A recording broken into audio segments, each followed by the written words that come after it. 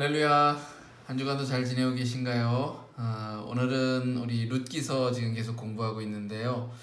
오늘은 룻기서 2장과 3장을 통해서 말씀을 살펴보려고 합니다. 오늘은 그 룻기서 주제성구 2장 8절에서 12절까지 말씀 함께 읽고 시작하겠습니다. 룻기서 2장 8절에서 12절입니다. 보아스가 룻에게 이르되 내 딸아 들으라. 이삭을 주우러 다른 밭으로 가지 말며 여기서 떠나지 말고 나의 소녀들과 함께 있으라. 그들이 베는 밭을 보고 그들을 따르라. 내가 그 소년들에게 명령하여 너를 건드리지 말라 하였느니라.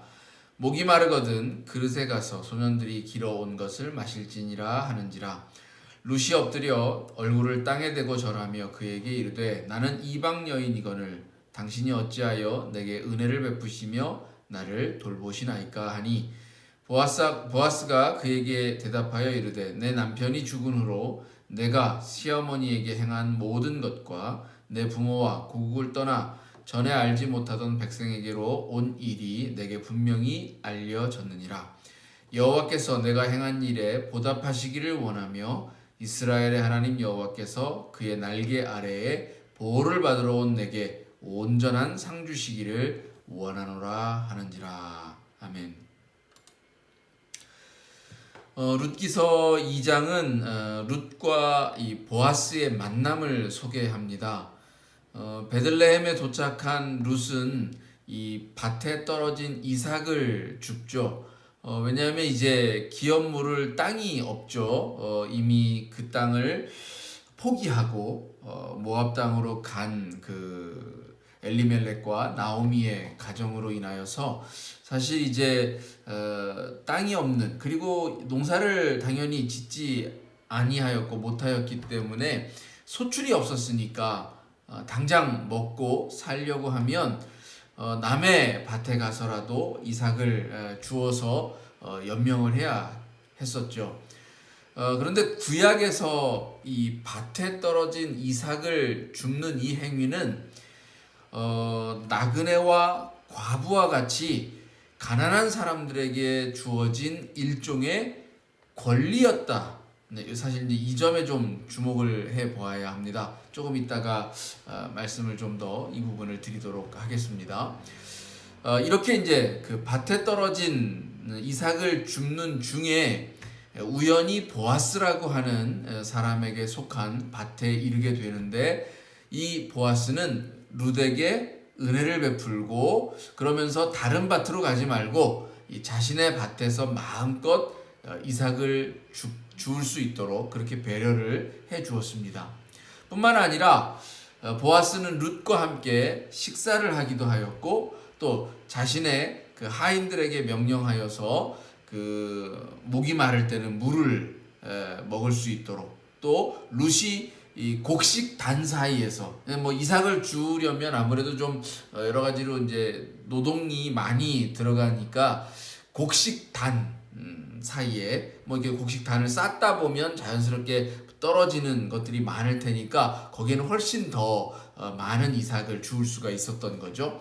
이제 그런 곳에서 이삭을 주울 수 있도록 해주었고, 또 일부러 그 곡식 다발에서 조금씩 이제 뽑아서 버리도록 그렇게 하여서 룻으로 하여금 더 많이 주어서 그 시어머니를 잘 봉양할 수 있도록 그렇게 배려를 하였습니다.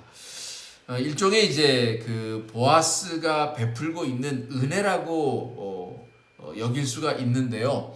사실 좀 전에 말씀드린 것처럼 이것은 그 일반적으로 가난한 이들에게 가진 자들이 베푸는 은혜임과 동시에 사실은 성경에서는 그것보다 훨씬 더 중요하게 강조하고 있는 것은 가난한 사람들이 이삭을 줍는 이 행위는 권리였다. 이게 이제 레위기서 9장 19절에서 20절 그리고 23장 22절에서 등장하는 말씀이기도 합니다. 이삭을 줍는 것에 대하여서 마치 부자가 가난한 자들을 돕는 배려나 긍휼로 그렇게 인식하는 것 대신에 애초부터 이 가난한 사람들에게 주어진 이 권리로서 본다 라고 하는 것은 어떤 의미를 가지는가, 여기에 우리가 좀 더 깊이 생각해 보아야 할 묵상에 초점이 있다는 얘기입니다. 보통 그렇죠. 가난한 사람이 누군가의 도움을 받는다라고 하는 것은 스스로를 굉장히 부끄럽게 여기게 만듭니다. 여러분들어 거리에 나가서 이 국어를 하라고 만약에 뭐 하루라도 어떤 국어를 체험해 보라고 그렇게 얘기를 해서 여러분이 길에 나아가서 그렇게 한번 해본다고 생각을 해보십시오. 그러면 어떤 마음이 들까요? 굉장히 자기 자신이 수치스럽고 부끄럽게 느껴질 거예요. 그런데 이것을 성경은 권리라고 말해줄 때, 그것은 이제 권리다라고 말해주면 이것은 이제 마땅히 요구하고 행사할 수 있는 힘이 됩니다. 내가 국어를 하는 것이 어떤 나의 잘못, 나의 못남, 뭐 이런 것들로 인하여서 빚어진 그 행위로서가 아니라, 그래서 부끄럽고 수치스럽고 감추고 싶고 한 그런 행위가 아니라 당당하게 요구할 수 있는 그런 힘이 되어진다는 거죠. 근데 왜 성경은 이렇듯 권리라고 말해주는가라고 하는 것입니다. 여기에 담겨져 있는 의미는, 여러분, 가난이라고 하는 것은 반드시 어떤 개인의 의지나 노력, 어떤 그런 것들이 부족하여서 생겨나는 것, 그러니까 게으름의 문제 때문에 발생하는 것이 아니기 때문에 그렇습니다. 많은 사람들이 가난한 사람들을 향하여서 손가락질을 하면서 비난을 하는데 굉장히 잘못된 것이라고 성경은 말해주고 있는 것이에요. 왜냐하면 그 가난함이라고 하는 것은 반드시 그가 가진 게으름의 문제로부터 비롯된 것이 아니며, 그보다 훨씬 더 크게는 이 사회적인 문제로 발생하기 때문입니다. 그래서 한번 가난은 대대손손 대물림될 확률이 매우 큽니다. 특히나 이 현대 사회에서 그 자본이 무엇보다 크게 좌우하는 사회, 더군다나 요즘 우리가 흔히 이야기하는 것처럼 계층 사다리가 사라진 이 현대 사회에서는 더욱더 이런 현상이 심해지고 있습니다. 그래서 내가 원치 않았지만, 그리고 내가 태어나서 죽는 날까지 정말 어마어마한 노력과 수고와 땀을 흘렸지만 결코 자신의 삶이 전혀 개선되지 못한 채로 자기의 삶을 마감하는 경우들을 이 사회 안에서 너무나도 많이 목격하게 되어진다라는 겁니다. 요즘에 한국에서도 굉장히 부모들, 이제 엄마 찬스나 아빠 찬스, 뭐 이런 것들이 사회 문제화가 되어지고 있죠. 왜 그런 것들에 대하여서 우리가 분노하는가? 그리고 그것이 왜 사회적 문제라고 인식하는가? 그것을 누리지 못하는 사람들은 애초부터 박탈당한 것이기 때문에 그렇습니다. 부자들은요, 아주 어려서부터 유치원을 다닐 때부터 이미 뭐 영어 유치원이다, 뭐다 해서, 그리고 또 뭐 사회 체육 활동이다, 예술 활동이다, 이런 것들을 정말 많은 돈을 투자를 해서 시킵니다. 그것이 뭐 자라는 동안에 내내 뭐 10년, 뭐 20년 그렇게 쭉 이어진다고 생각을 해보세요. 그 갭과 격차라고 하는 것은 그것을 해보지 못하고 경험하지 못한 그런 아이들과 어마어마하게 차이가 벌어지게 된다는 것이죠. 이미 사회에 나올 때 그러면 출발선 자체가 다른 거예요. 완전히 저 밑에 있는 사람과 저 100m 달리기를 하는데 90m에서 시작하는 사람과 0m 지점에서 출발하는 사람과 어떻게 경쟁이 되겠습니까? 이건 전혀 그런 면에서 적어도 그 불법적으로 사실은 뭐 이렇게 법의 테두리 안에서도 이미 많은 격차가 벌어져 있는데 그럼에도 불구하고 온갖 불법을 동원해서 그런 격차를 더 확대시키려고 하는 이런 모습들이 굉장히 우리들로 하여금 분노를 자아내게 한다라는 것입니다. 때문에 우리에게 있어서 필요한 것은 가난한 사람들이 스스로를 부끄럽게 느끼지 않도록 해야 돼요. 특별히 하나님의 사람들, 그리스도인들은 이렇게 말하자면 우리는 자발적인 가난함을 살아가는 사람들이라고도 할 수 있습니다. 마음 가난함이 되었든 실질적인 어떤 물질적인 가난함, 그래서 자기의 재산들을 내어놓고 스스로 물질적인 가난함 속으로 뛰어들든 어찌되었든 이 가난하고 청빈한 삶을 하나님 자녀된 올바른 삶이라고 말하고 있으면서 그것과는 별개로 이 가난한 사람들을 향하여서 비난하고 손가락질하고 너는 네가 게을러서 문제야라고 함부로 말해서 되겠는가라고 하는 것을 고민해 보아야 한다는 겁니다. 실제로 우리가 이 수치적으로 이미 계산이 되어져 있어요. 가난한 사람이 평생 자기 노력으로 자산 1억을 만드는데 걸리는 시간은 이미 자본을 가지고 있고 자산을 가지고 있는 상태에서 그 1억을 만드는 사람과 어마어마한 시간적인 차이가 생겨납니다. 어쩌면 평생 가도록 자신의 일평생을 다하도록 모을 수 없는 금액일 수도 있습니다.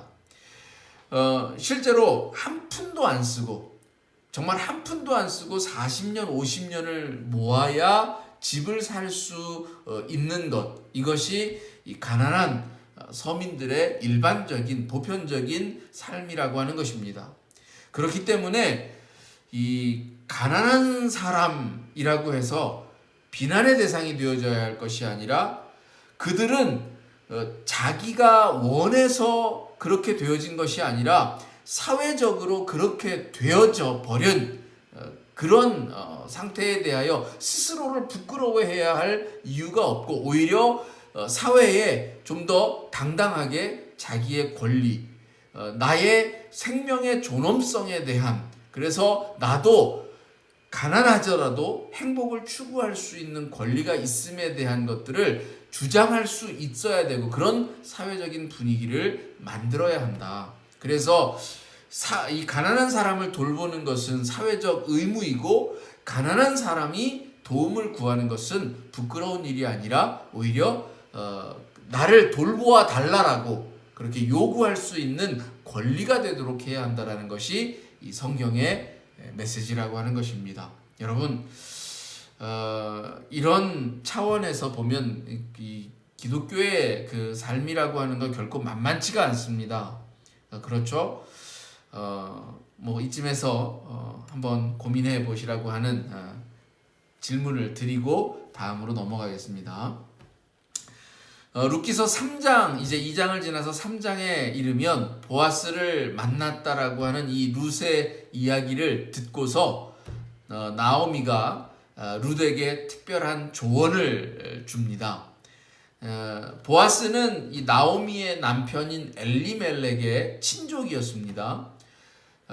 제가 설교를 통해서도 몇 번 말씀을 드렸고 또 그동안 또 구약 성경을 쭉 이렇게 공부하면서도 몇 번 언급을 드렸는데 고대 이스라엘에서는 친족들에게 사회적으로 주어지는 책임이 있었습니다.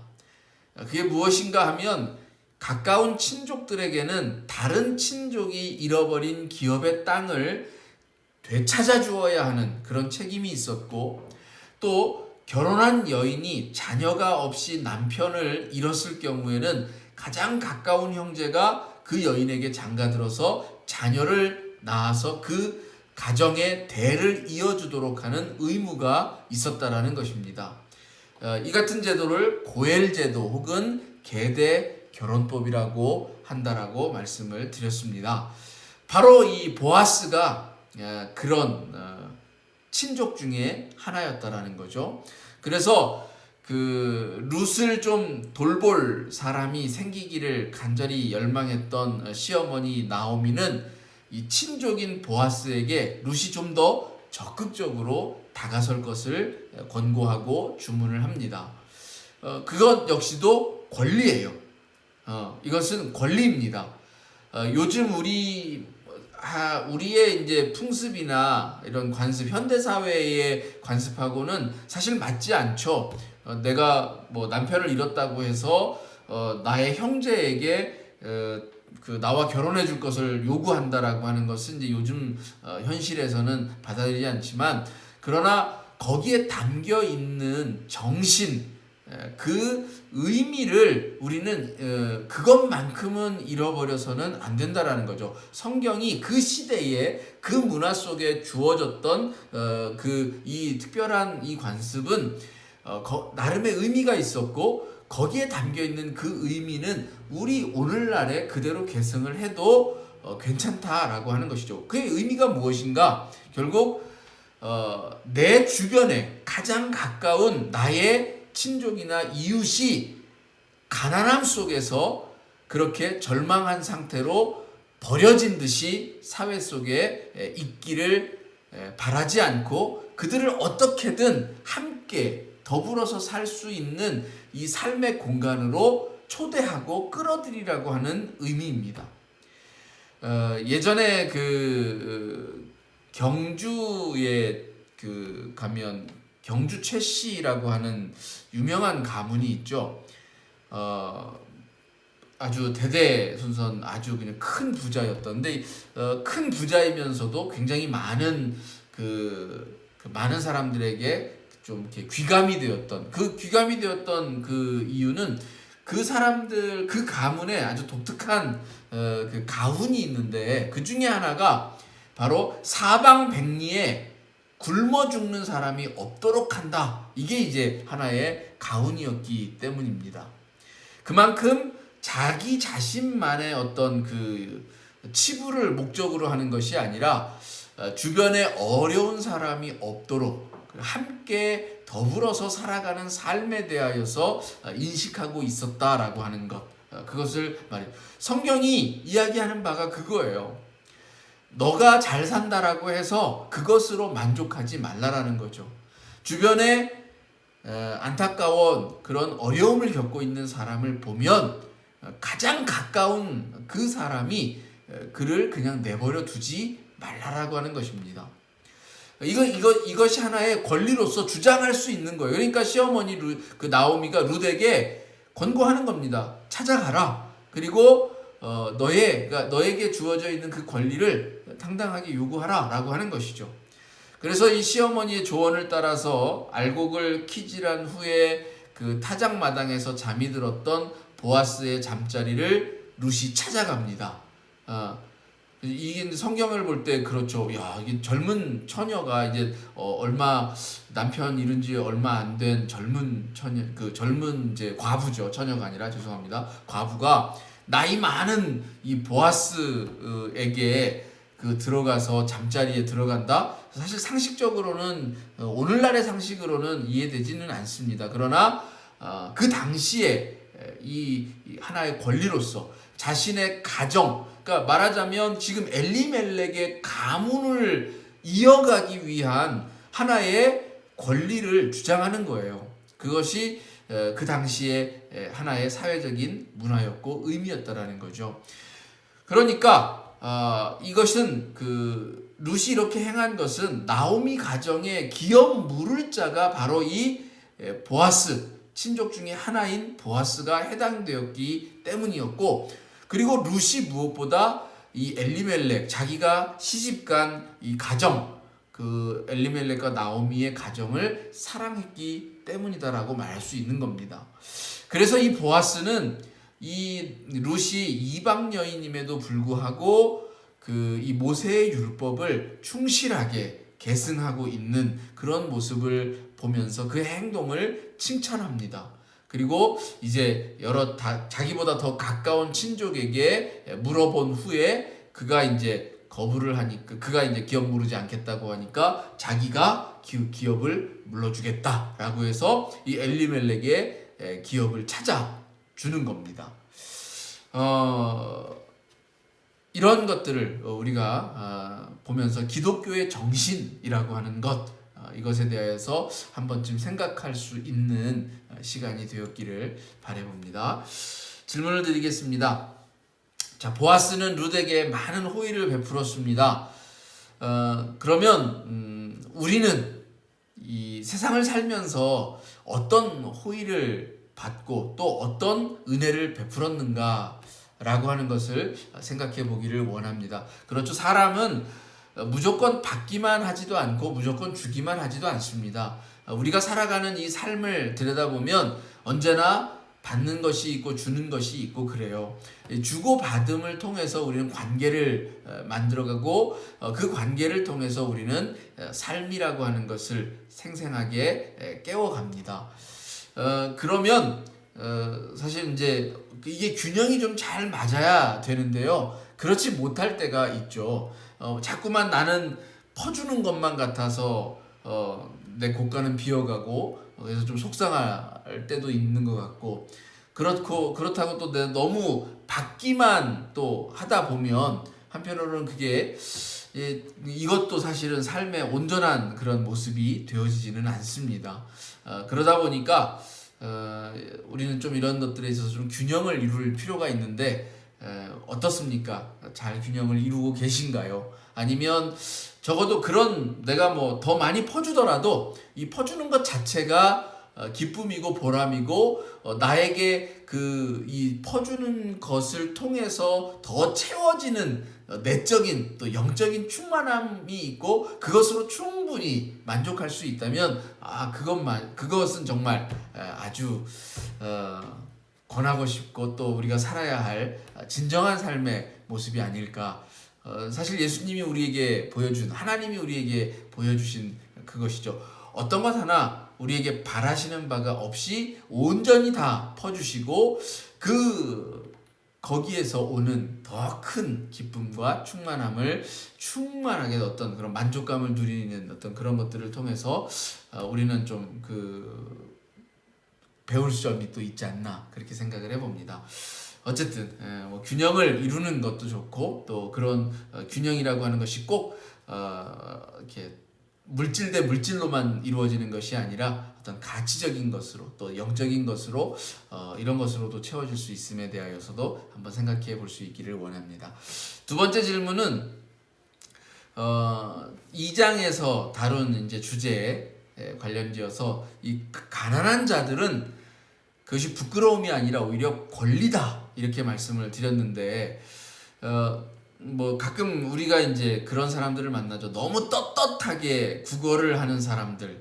근데 그런 사람들에게서 혹시 이 불쾌감을 느껴보신 적이 있습니까? 그렇다면 이제 오늘 말씀을 이렇게 함께 이렇게 나누면서 이제 그들이 권리를 행사하고 있다 이렇게 좀 이렇게 바꿔 생각하면 그런 불쾌감은 좀 사라지시겠는가?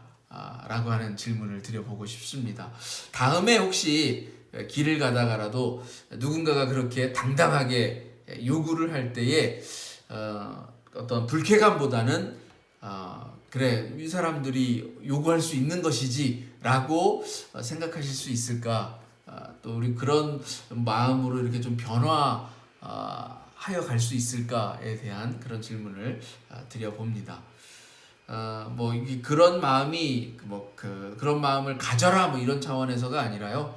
이제 우리의 마음 자세가 바뀔 수 있는가, 혹은 바뀌지 않아도 적어도 이 가난한 자들에 대한 우리의 의식의 그 변화만큼은 좀 필요하지 않을까라는 생각에서 이런 질문을 한번 드려보았습니다. 마지막 질문은 고엘제도, 제가 이제 몇 번씩 말씀을 드렸듯이 그 고엘제대로 가는 것은 일종의 공동체의 사회적인 연대 책임 의식을 말합니다. 우리가 어느 공동체의 일원으로 속해 있다라고 한다면 그 공동체가 함께하고 있는 것에 대한 연대 의식, 거기에서 우리에게 주어지는 책임, 사실 어떤 공동체의 일원이 되어지면 그 권리가 생깁니다. 말하자면 그 어떤 정당의 당원이 되어지면 권리가 생겨요. 당원권이라고 하는 어떤 권리가 생기고 투표도 할 수 있고 뭐 이런 그런 권리가 생기는데, 사실은 우리 그런 권리만 생각하기가 쉽다라는 얘기죠. 권리만 생기는 것이 아니라 어떤 의미에서는 그보다 좀 더 큰 사회적인 연대의식, 공동체적인 연대의식과 책임의식이 동반되어진다라고 하는 것이죠. 여기서도 사실 이제 권리와 이 책임, 이것이 좀 더 조화롭게 이루어지고, 우리가 권리만 주장할 것이 아니라 사회적인 책임도 다하면서 그 공동체 안에서 마땅히 감당해야 할 것들을 감당하면서 권리를 주장할 때 그 권리도 온당한 것이지, 그렇지 않으면 권리만 주장하면 사실 좀 그 공동체에서의 보기에는 그닥 그 뭔가 이렇게 정말 쓸모 있는 그런 그 일원으로 생각하기는 좀 어려울 것 같습니다. 그런 의미에서 우리는 얼마나 이 교회라고 하는 공동체, 또 우리 그 이 한인회라든지 혹은 한민족이라든지 혹은 그 더 넘어서서 세계인 혹은 그리스도인 이라고 하는 그런 의미에서의 사회적인 책임, 공동체적인 정신, 이런 것들에 대하여서는 얼마나 느끼고 있는가라고 하는 것을 마지막 질문으로 드려보았습니다. 네, 오늘은 여기까지 하겠습니다. 감사합니다. 마치도록 하겠습니다. 기도합니다. 하나님, 룻기를 통하여서 저희는 이 가난한 자들, 특별히 사회적인 어떤 문제와 또 위기와 또 사회적인 어떤 책임의 문제로서 발생한 이 가난한 사람들, 어려움에 처한 사람들, 우리는 무조건 싸잡아 놓고 비난하기에 바빴지는 않았는가 생각해 보게 됩니다. 저들이 가난하고 싶어서 가난케 되어진 것이 아닐진데, 우리는 너무 그것을 한 개인의 책임으로만 돌리고 저들을 향하여서 손가락질만을 하였던 것은 아닌가 돌아보게 되어집니다. 우리가 해야 할, 마땅히 감당하고 또 해야 할 사회적인 의무와 책임의식도 함께 생각할 수 있도록 도와주시고, 또 저들이 오늘 저들의 삶을 좀 더 생명력 있고 좀 더 행복한 삶으로 바꾸고 변화시키기 위하여서 애쓰고 수고하며 또 그런 것들을 요구할 때에 부끄럽지 아니하도록, 저들의 내미는 그 손이 결코 스스로를 부끄럽게 여기지 아니하도록 우리가 먼저 앞장서서 호의를 또 자비와 은혜를 베풀 수 있는, 그리고 또 오른손이 하는 것을 왼손이 모르게 할 수 있는 그런 우리들의 모습이 되어지기를 간절히 소망하며 기도해 봅니다. 하나님, 저희와 함께 하시고 또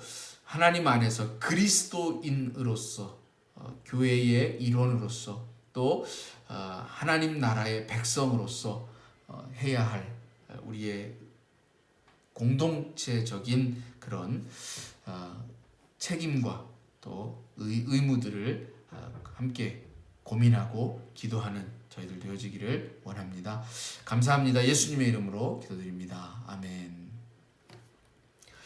복된 한 주간 남은 시간 또 잘 보내시고요. 특별히 내일은 저희 그 루터 교회에서 이태리 개신교회 연합으로 함께 성령 그 강림절, 다가오는 성령 강림절을 맞아서 특별히 이제 그 평화를 위한 기도, 또 화해와 일치와 서로 상호 이해를 위한 기도, 또 말씀 집회가 있습니다. 여러분 함께 해주시면 더 감사드리겠고요. 또 그런 은혜의 시간들을 통하여서 정말 이 땅에 하나님의 성령의 역사가 불같이 일어날 수 있기를 또 믿음으로 고백할 수 있는 저희들 되어지기를 원합니다. 감사합니다.